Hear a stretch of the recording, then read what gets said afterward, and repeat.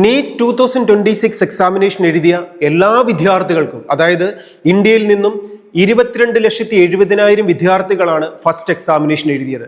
ആ മുഴുവൻ വിദ്യാർത്ഥികൾക്കും അവരുടെ എക്സാമിനേഷന്റെ ആപ്ലിക്കേഷൻ ഫീ റീഫണ്ട് ചെയ്യുന്നു. നമുക്കറിയാം, ക്വസ്റ്റ്യൻ പേപ്പർ ലീക്ക് ഔട്ട് ആയതുകൊണ്ട് തന്നെ 2026 നീറ്റ് എക്സാമിനേഷൻ നീറ്റായി ജൂൺ 21 നടക്കുകയാണ്. പക്ഷേ ഈ 22,70,000 വിദ്യാർത്ഥികൾക്കും ഇനി നീറ്റ് എഴുതുന്നതിന് എക്സാമിനേഷൻ ഫീ ആവശ്യമില്ല.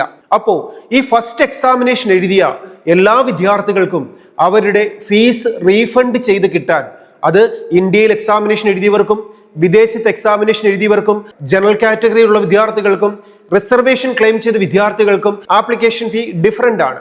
നമ്മുടെ ആപ്ലിക്കേഷൻ ഫീ എത്രയും ആവട്ടെ, ഈ എത്ര എമൗണ്ട് ആണ് ഫീസ് എങ്കിലും ആ ഫീസ് നമുക്ക് റീഫണ്ട് കിട്ടാനുള്ള ഓപ്ഷൻ ഉണ്ട്.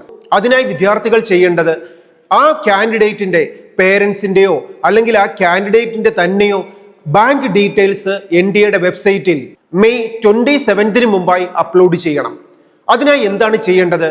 നീറ്റിന്റെ വെബ്സൈറ്റായ neet.nda.nic.in എന്ന വെബ്സൈറ്റ് ഓപ്പൺ ചെയ്ത് കഴിഞ്ഞാൽ ഫീ റീഫണ്ട് വിൻഡോ ഫോർ നീറ്റ് 2026 എന്ന ലിങ്ക് ഉണ്ടാവും. ആ ലിങ്കിൽ ക്ലിക്ക് ചെയ്താൽ ആ കാൻഡിഡേറ്റിന്റെ ആപ്ലിക്കേഷൻ നമ്പറും പാസ്വേഡും എൻട്രി ചെയ്തുകൊണ്ട് പ്രൊഫൈൽ പേജിലേക്ക് നമുക്ക് എൻട്രി ചെയ്യാം. എൻട്രി ചെയ്ത് കഴിഞ്ഞാൽ അവിടെ ബാങ്ക് ഡീറ്റെയിൽസ് അപ്ലോഡ് ചെയ്യാനുള്ള ഡീറ്റെയിൽസ് നമുക്ക് കാണാം. നമ്മൾ ആപ്ലിക്കേഷൻ സബ്മിറ്റ് ചെയ്ത സമയത്ത് ഫീ റെമിറ്റ് ചെയ്തത് ഏത് മെത്തേഡിലും ആവട്ടെ, ഓൺലൈൻ ആയിട്ടോ ഓഫ്ലൈൻ ആയിട്ടോ അല്ലെങ്കിൽ ഡിഫറൻ്റ് ആയിട്ടുള്ള മറ്റൊരാളുടെ അക്കൗണ്ടിൽ നിന്നോ, ഇതൊന്നും അവിടെ പ്രശ്നമല്ല. ഇപ്പോൾ നമുക്ക് ക്യാഷ് റീഫണ്ട് കിട്ടാൻ നമ്മൾ ഏതാണോ ഒരു അക്കൗണ്ട് നമ്പർ കൊടുക്കേണ്ടത് അതിന്റെ ഡീറ്റെയിൽസ് അവിടെ എൻട്രി ചെയ്യണം. ആ അക്കൗണ്ട് ഹോൾഡറുടെ നെയിം എൻട്രി ചെയ്യുക, ബാങ്ക് ഡീറ്റെയിൽസ് കൊടുക്കുക, അക്കൗണ്ട് നമ്പർ 2 പ്രാവശ്യം എൻട്രി ചെയ്യുക, IFSC കോഡ് കൊടുക്കുക. ഇത്രയും എൻട്രി ചെയ്താൽ മതി. അതിനുശേഷം 5ാമത്തെ ഓപ്ഷനായി ഇവിടെ നമുക്ക് ക്യാൻസൽ ചെയ്ത ഒരു ചെക്ക് ബുക്കിന്റെ ഇമേജ് നമുക്ക് അപ്ലോഡ് ചെയ്യാൻ ഓപ്ഷനും ഉണ്ട്. അത് മാൻഡേറ്ററി അല്ല, നമുക്ക് ആവശ്യമുണ്ടെങ്കിൽ ചെയ്യാം. നമ്മൾ ചെയ്ത ബാങ്ക് ഡീറ്റെയിൽസ് മിസ്റ്റേക്ക് ഇല്ല എന്ന് ഉറപ്പ് വരുത്താൻ വേണ്ടിയിട്ടാണ് പാസ്ബുക്കിന്റെയോ ചെക്ക് ലീഫിന്റെയോ ഫോട്ടോ നമുക്ക് അപ്ലോഡ് ചെയ്യാവുന്നത്. ഇത് റിട്ടേൺ കളക്ട് ചെയ്യുന്നതുകൊണ്ട് പരീക്ഷ എഴുതുന്നതിന് ഒരു ബുദ്ധിമുട്ടും വരില്ല.